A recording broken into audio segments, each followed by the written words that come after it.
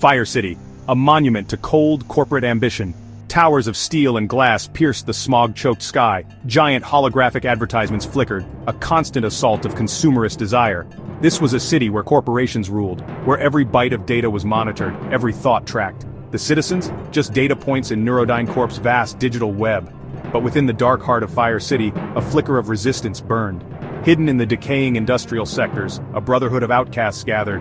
They were the Fire Angels, a renegade motorcycle gang who lived for freedom, their chrome steeds a middle finger to the digital overlords. The roar of their engines was a primal scream, a rejection of the sterile silence of the corporate grid. Their leather jackets adorned with defiant symbols whispered tales of a forgotten world. A world where individuality wasn't a sin. These were the warriors of the digital age. The fire in their hearts, the only hope for a city choking on its own technological leash. The fate of Fire City, and perhaps humanity itself, rested on their chrome-plated shoulders. At the heart of the Fire Angels beat the spirit of their leader, a woman known only as Angel Prime. Her gaze, sharp as a razor, held the wisdom of 1,000 battles fought in the digital trenches. Scars etched across her face and arms whispered tales of sacrifice and resilience. Angel Prime wasn't just a leader, she was a symbol, an icon of defiance against the cold, calculating logic of NeuroDyne. Her past was shrouded in mystery, but her loyalty to her crew was absolute. She was the fire to their angels, the unwavering compass in the digital storm. The rest of the Angels, a motley crew of hackers, ex-soldiers and tech-savvy rebels, were bound to her by loyalty and a shared thirst for freedom. There was Speed, the group's tech wizard, his fingers dancing across keyboards with an almost supernatural speed. And then, there was Maximus, a mountain of a man with a heart of gold, his loyalty to Angel Prime as strong as the steel of his custom-built bike. They were family, bound by something stronger than blood. They were the last line of defense against the encroaching darkness of NeuroDyne's control. The message came in a whisper, a ghost in the machine. A digital dead drop, its location known only to Angel Prime. It spoke of a hidden truth, a secret buried deep within NeuroDyne's central mainframe, a secret that could shatter the corporation's grip on Fire City. Angel Prime knew the risks. Infiltrating NeuroDyne's core was suicide. Their defenses were legendary, a digital fortress guarded by firewalls and patrolled by merciless AI sentinels. But the risk was outweighed by the potential reward. This was their chance to strike at the heart of the beast.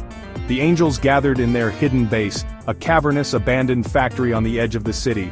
The air crackled with tension as Angel Prime laid out the plan. It was a long shot, a desperate gamble against impossible odds. But for the Fire Angels, it was the only shot they had. The night was alive with the electric hum of the city. Rain, slick with industrial waste, painted the streets in a greasy sheen. The Fire Angels roared out of their lair, a symphony of defiance against the oppressive silence of the corporate grid. Their destination, the heart of NeuroDyne's power. Angel Prime led the charge, her eyes burning with a fierce intensity. This was more than just a mission, it was personal. Behind her, the Angels rode in perfect formation, a chrome-plated fist ready to shatter the glass jaws of their oppressors. The city lights blurred into streaks of neon as they navigated the labyrinthine streets, the roar of their engines a primal scream against the digital silence. Ahead, the monolithic silhouette of NeuroDyne HQ loomed, a cold, heartless monument to corporate greed. Tonight, they would bring it down. Speed's fingers flew across his keyboard, a blur of motion as he navigated the digital labyrinth of NeuroDyne's outer defenses. Lines of code scrolled down the screen, a digital battlefield where victory was measured in nanoseconds. "I'm in," he finally gasped, his voice tight with concentration. "But their security is insane. We've got maybe 5 minutes before they pinpoint our location." "5 minutes is all we need," Angel Prime said, her voice a calm amidst the digital storm. She turned to Maximus. "Get ready, we're going in hot." Maximus nodded, his face grim. He checked the charge on his energy hammer, its metallic surface humming with suppressed power. This was his domain, the physical world where muscle and steel still held sway. He was ready. Inside the digital fortress of NeuroDyne's mainframe, a different kind of battle raged. Lines of code clashed like swords, digital dragons weaving intricate patterns of attack and defense. Angel Prime, her mind jacked directly into the system, fought with the ferocity of a cornered animal. She moved with a grace that belied the raw power at her fingertips, deflecting attacks, exploiting weaknesses, her every move a calculated risk in a high-stakes game of digital chess. Each successful hack brought her closer to the truth, closer to unveiling the secrets NeuroDyne so desperately wanted to keep hidden. But she wasn't alone.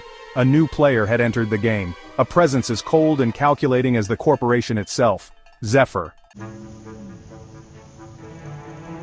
Zephyr, Angel Prime's nemesis. A ghost in the machine, a digital phantom who seemed to exist solely to thwart her every move.